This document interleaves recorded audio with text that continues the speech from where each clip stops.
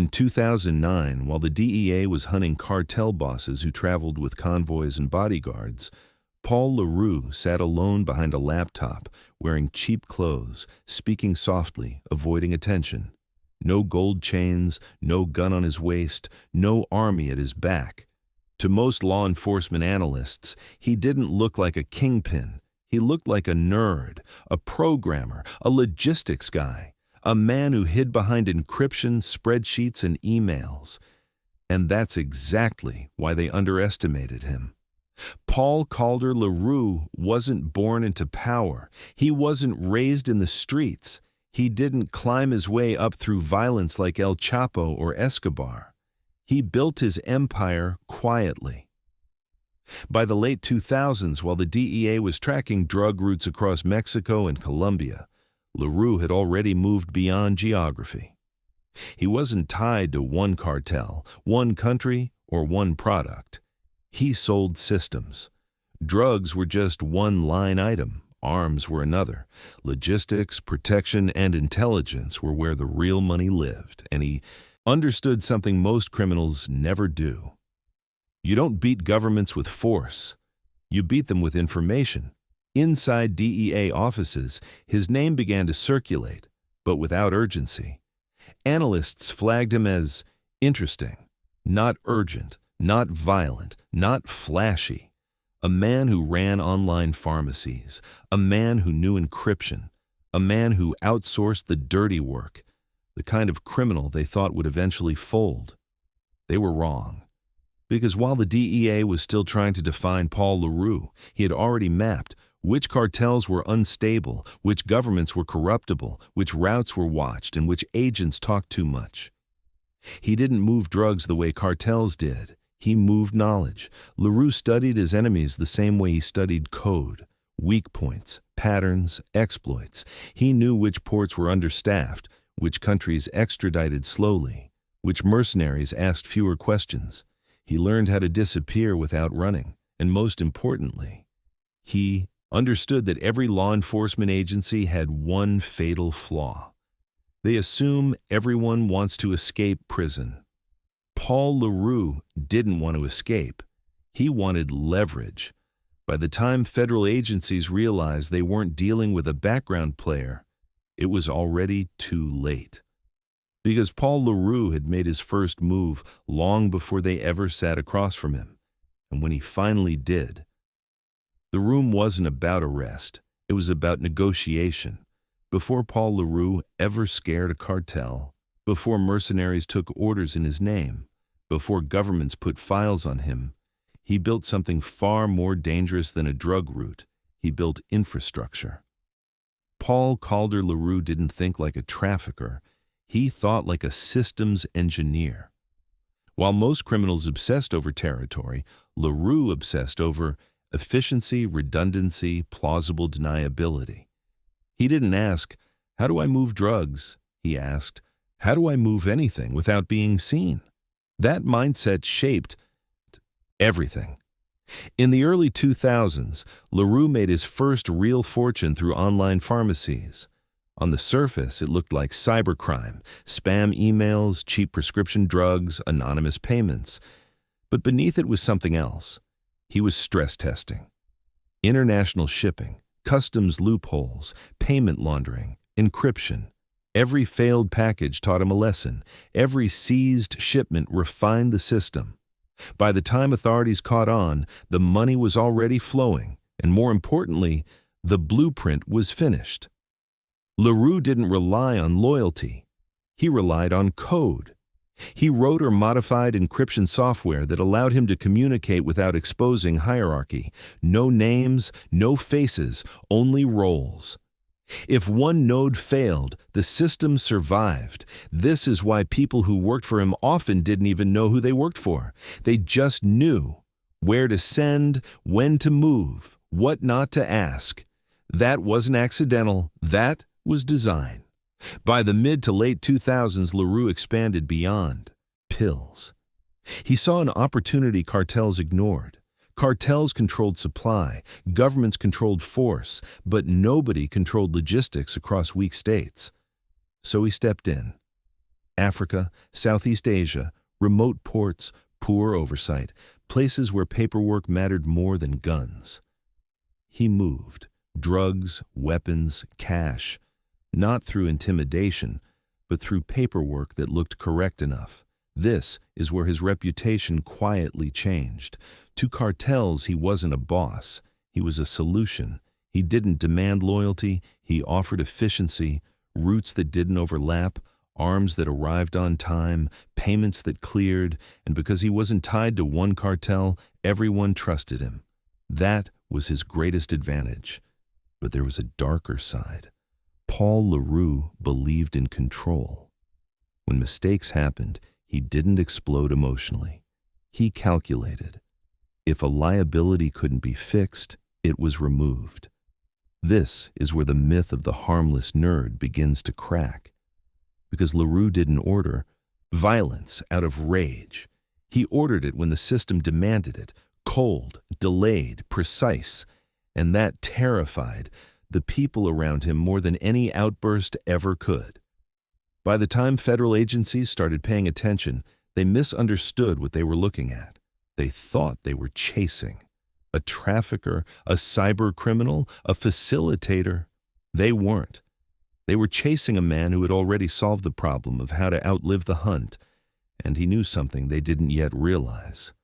The moment the system becomes visible, you don't run. You prepare to trade it. Paul Le Roux never ruled alone. That's the part most people misunderstand. He didn't sit on a throne. He sat at the center of a web, and every strand led to a real person with real power. Cartel fixers, arms brokers, mercenaries, corrupt officials.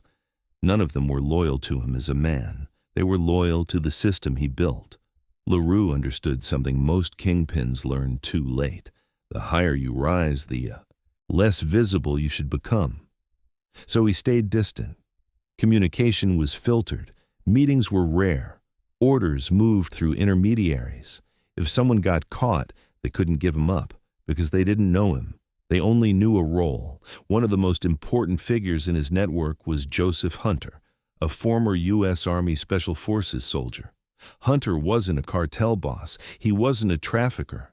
He was something more dangerous, a man who knew how to recruit mercenaries, plan killings, make deaths look accidental. To Le Roux, Hunter wasn't muscle. He was risk management. When shipments were threatened, when partners talked too much, when problems couldn't be bribed away, Hunter handled it, quietly. Through intermediaries, Le Roux's organization touched multiple criminal worlds at once. In Mexico and Colombia, cartel-linked brokers used his routes and weapons. In Africa, corrupt officials smoothed paperwork. In Asia, shipping agents moved containers without asking questions. Each group thought they were dealing with their own guy. They weren't. They were all dealing with the same invisible hand. What made Le Roux different from traditional cartel figures was how he treated people. He didn't inspire loyalty through fear. He inspired dependence. If a cartel lost his logistics support, they didn't just lose a route. They lost timing, discretion, protection. Replacing that wasn't easy, and he knew it. But this network had a flaw. Every system does. The more people involved, the more pressure points exist. And while Le Roux believed encryption and distance would protect him, humans remained unpredictable. Someone always drinks too much. Someone always talks to the wrong person. Someone always wants more. That's where governments begin to slip inside, not through force, through people. By the late 2000s, whispers about a shadow facilitator began reaching federal agencies. Not a cartel boss, not a hitman, a coordinator, a man whose name kept appearing on the edges of investigations, never at the center. That puzzled analysts, because criminal networks usually radiate outward from a kingpin. This one didn't. It converged. And slowly, piece by piece, agencies began to understand something unsettling. They weren't dealing with an empire built on loyalty. They were dealing with an empire built on replaceability. That made it resilient. but it also meant one thing. If you could flip the right person, the whole system might collapse at once. Paul Le Roux knew this day would come. That's why he had already prepared his next move. Every criminal empire reaches a moment where theory meets reality. For Paul Le Roux, that moment wasn't loud, it wasn't chaotic, it wasn't emotional, it was inevitable. Up until this point, Le Roux had operated in abstraction, code, logistics, routes, payments. Violence existed in his world, but at a distance, outsourced, implied, handled by others. But as the network expanded, mistakes began to surface. Shipments went missing. Partners talked too freely. Middlemen tried to renegotiate terms. To most traffickers, these were street problems. To Le Roux, they were system failures, and system failures required permanent fixes. This is where Joseph Hunter became more than a contractor. He became a solution. Hunter had experience that Le Roux lacked: real-world execution, special forces training, operational discipline, no hesitation. Their relationship was transactional. Le Roux didn't issue threats, he issued instructions. When a trusted associate inside the Philippines became a liability, someone who knew too much, asked too many questions, Le Roux didn't panic. He analyzed. What did this person know? Who could they expose? What was the probability of damage? Then he made a decision. The murder that followed wasn't impulsive. It was planned. It was delayed. And that's what makes it disturbing, because it revealed something crucial about Paul Le Roux. He didn't see killing as violence, he saw it as maintenance. For those inside the organization, the message was unmistakable. This wasn't a cartel ruled by emotion. This wasn't a boss who exploded in rage. This was something colder. Mistakes weren't punished publicly. They were erased quietly. People didn't get warnings. They disappeared. What shocked investigators later wasn't just that murders occurred. It was how disconnected Le Roux was from them. He wasn't present. He didn't pull a trigger. He didn't raise his voice. He communicated the way he always had, through channels, through layers, through abstraction. That distance allowed him to believe he was untouched by blood. But blood has a way of traveling upstream. Inside the network, fear replaced loyalty. Not fear of brutality, but fear of invisibility. Nobody knew where the line was anymore. How much was too much knowledge? Which mistake was fatal? Who was still protected? That uncertainty kept people compliant. And it worked. For a while. But violence changes the rules. Once blood is spilled, agencies stop seeing networks as financial problems. They start seeing them as national security threats. And that's when attention sharpens. Files get thicker, surveillance gets deeper, priorities change. Le Roux's world was no longer just about drugs and arms. It was about murder. And murder attracts a different kind of scrutiny. This was the moment Paul Le Roux crossed a line he could never uncross. He knew it, and instead of retreating, he adapted. Because if the system was going to attract attention, then the next phase required something new. Not force, not silence, but foresight. Paul Le Roux never believed governments were powerful. He believed they were uneven. Some parts were strong, most parts were slow, and the spaces between them were where he lived. Le Roux didn't challenge governments head-on. He studied how they failed: weak borders, underpaid officials, conflicting jurisdictions, agencies that didn't share information. To him, sovereignty wasn't a shield, it was a maze. As his operations expanded, Le Roux gravitated toward places most traffickers used, but never fully understood. West Africa, parts of Southeast Asia, small ports with big ambitions and small budgets. These weren't lawless places, they were overwhelmed places. Paper mattered more than patrols, stamps mattered more than scrutiny. And Le Roux knew paperwork better than guns. He learned which countries, rarely extradited, took months to verify documents, relied on customs declarations they couldn't fully inspect. In these gaps, his shipments moved, not rushed, not hidden, just processed. This is where corrupt officials entered the picture, not as villains but as variables. Le Roux didn't seek chaos, he sought predictability. A bribe wasn't about buying silence, it was about buying routine. If an official always stamped without questions, that was reliable. And reliability is gold. To governments watching from the outside, nothing looked dramatic. No wars, no shootouts, no kingpin headlines, just a steady flow of containers moving through places nobody paid attention to. That made him dangerous. Because attention is how governments justify resources. And Paul Le Roux gave them nothing flashy to chase. But behind the scenes, agencies were starting to notice patterns, different cases, different countries, same logistical fingerprints, the same types of shipments, the same routing logic, the same operational discipline.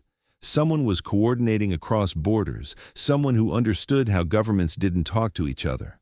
Le Roux exploited that silence. DEA here, local police there, customs somewhere else. Each agency saw a piece. He saw the whole board. And while governments debated jurisdiction, he kept moving. Yet even Le Roux understood a hard truth. You can hide in the gaps between governments, but once agencies start comparing notes, those gaps begin to close. And by the end of the 2000s, something changed. Information started flowing. Quietly. The maze was being mapped. Paul Le Roux sensed it, not from an arrest, not from a raid, but from something more subtle. Delays, questions, shipments that took longer than usual. To most criminals, these were inconveniences. To Le Roux, they were signals. And signals meant one thing. The game was entering its most dangerous phase, because when governments stop being confused, they start coordinating, as that's when a man like Paul Le Roux has to decide, disappear, or prepare his biggest move yet.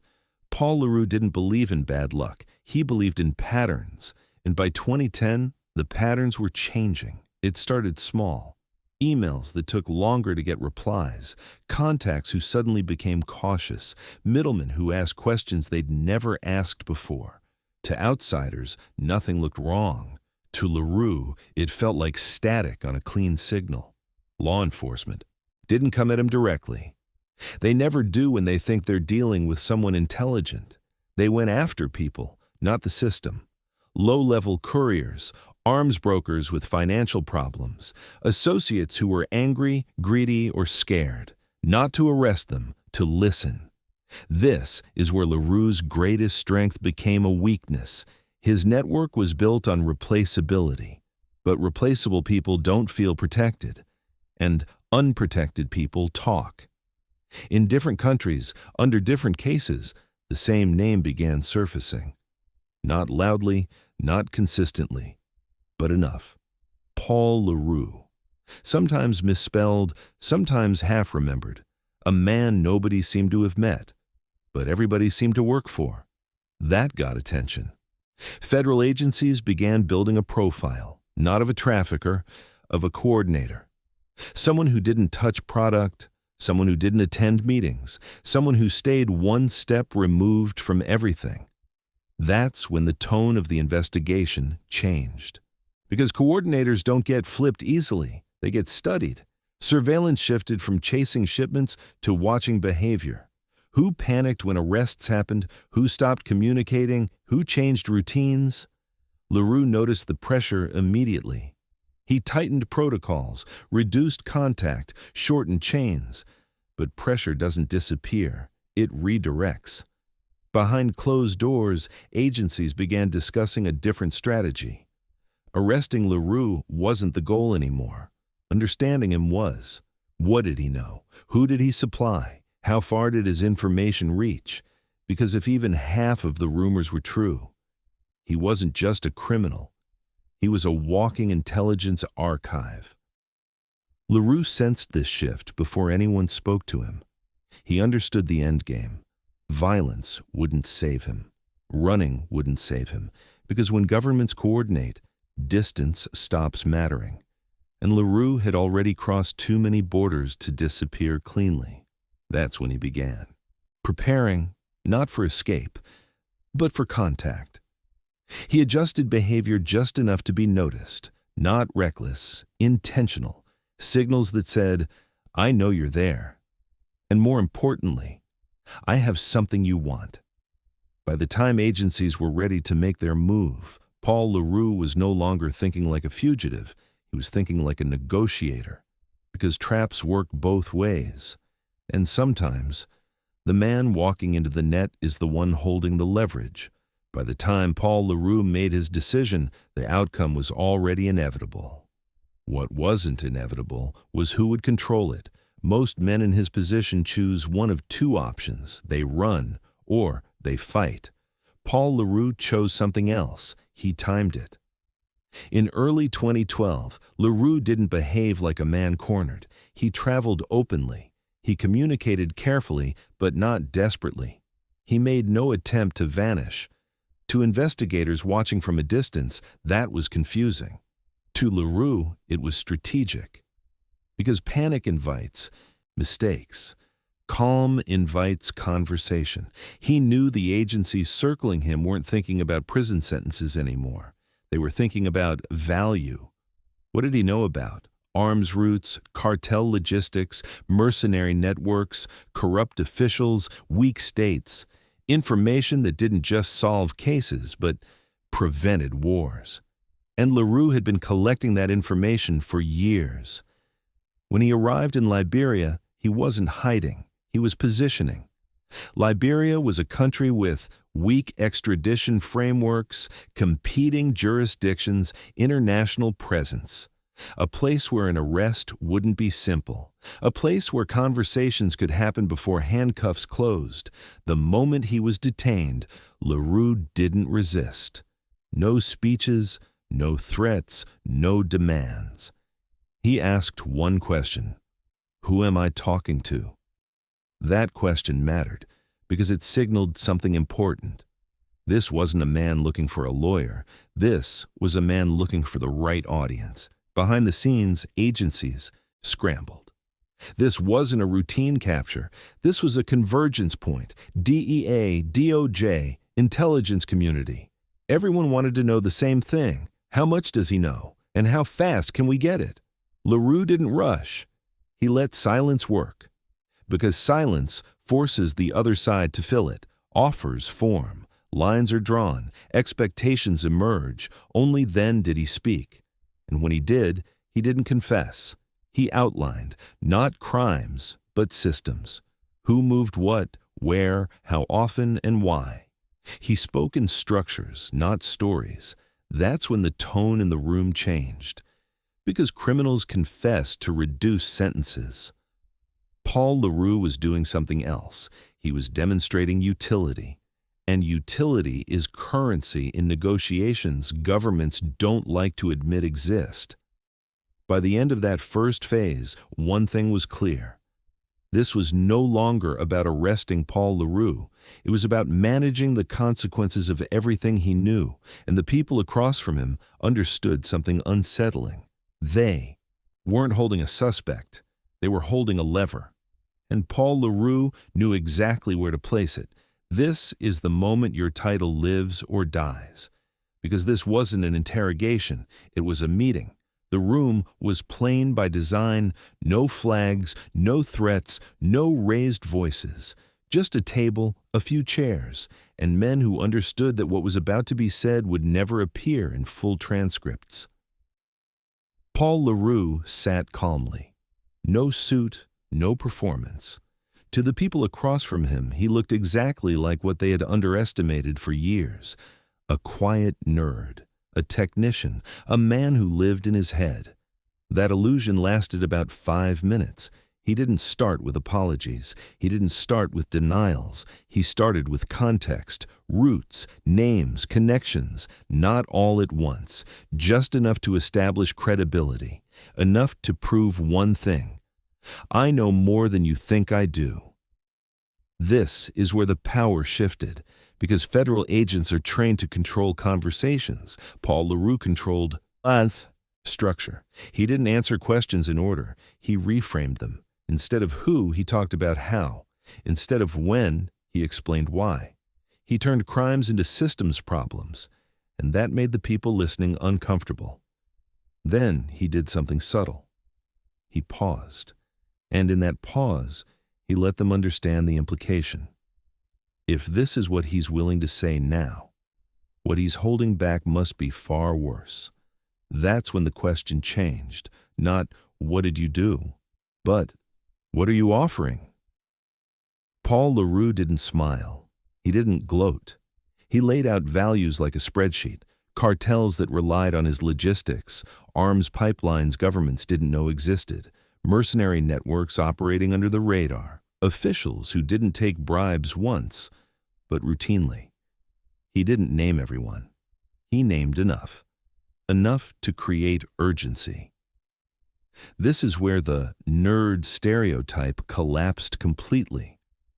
Because what kind of man walks into custody with leverage? What kind of criminal plans not just for success, but for capture?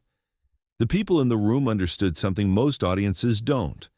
This wasn't cooperation born of fear. This was cooperation born of foresight.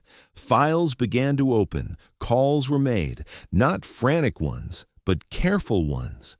Because once information like this enters a system, it can't be unseen. And it forces decisions that never get press conferences.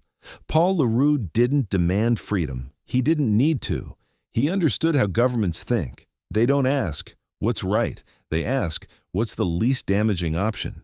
And sitting across that table, it became clear that locking him away forever might create more problems than it solved. When the meeting ended, nobody shook hands. Nobody celebrated, but everyone in that room understood the same thing. Paul Le Roux hadn't been broken. He had moved. And the consequences of that move were about to ripple far beyond that room. The impact wasn't immediate. That's what made it terrifying. There were no headlines that morning, no press conferences, no announcements, just movement, quiet movement. Across different countries, unrelated investigations suddenly accelerated. Cases that had stalled for years found missing pieces. Names that had never connected before now did. Not because Paul Le Roux testified in court, but because doors quietly opened. Cartels felt it first. Routes that had been reliable for years suddenly failed. Shipments vanished without explanation. Middlemen stopped answering calls. Trust collapsed. And in the underworld, trust is oxygen. Some cartel figures assumed betrayal. Others assumed surveillance. A few understood the truth faster than the rest. Someone at the center had talked. And not just talked, but mapped everything. People disappeared, not dramatically, not violently. They simply stepped out of sight. Accounts were emptied, phones went dark, meetings were canceled. Those who understood how intelligence works knew what was happening. This wasn't a sweep. It was selective erosion. Arms pipelines began drying up, not seized, just interrupted. Paperwork slowed, approvals stalled, routine processes became unpredictable. That kind of disruption is worse than raids, because it can't be traced to a single cause. Inside government agencies, the effect was just as unsettling. Information Paul Le Roux provided didn't just close cases. It reframed priorities. Entire regions were reassessed. Certain players were quietly deprioritized. Others suddenly became urgent. Some operations were stopped, not because they failed, but because they succeeded too well. And then came the silence. No leaks, no retaliations that made sense, because nobody knew exactly how much Le Roux had given up. When uncertainty spreads, everyone assumes the worst, and fear does the rest. What made the fallout unique was its asymmetry. There was no single enemy to strike back at. Paul Le Roux wasn't visible anymore. He wasn't issuing orders. He wasn't collecting money. He had transformed from a man into a variable, one that nobody could account for. For cartels, that was unacceptable. You can't negotiate with a ghost, you can't threaten a memory, and you can't retaliate against a system that already moved on. This is the moment Paul Le Roux truly vanished, not physically, but structurally. The network he built didn't collapse all at once. It evaporated, piece by piece, quietly, efficiently, just like it had been built. And as the dust settled, one question lingered, unspoken but unavoidable. Did the government dismantle Paul Le Roux's empire? Or did Paul Le Roux dismantle it himself? On his own terms? Paul Le Roux didn't disappear the way fugitives disappear. He didn't flee into jungles. He didn't resurface under a new cartel. He didn't give interviews or write books. He was erased. After the fallout, there was no victory lap, no final scene where justice feels complete. Instead, there was paperwork, new names, new routines, new boundaries. Witness protection isn't freedom. It's confinement without bars. And for a man who lived through systems, it was the ultimate transformation. Paul Le Roux stopped being a person. He became a file.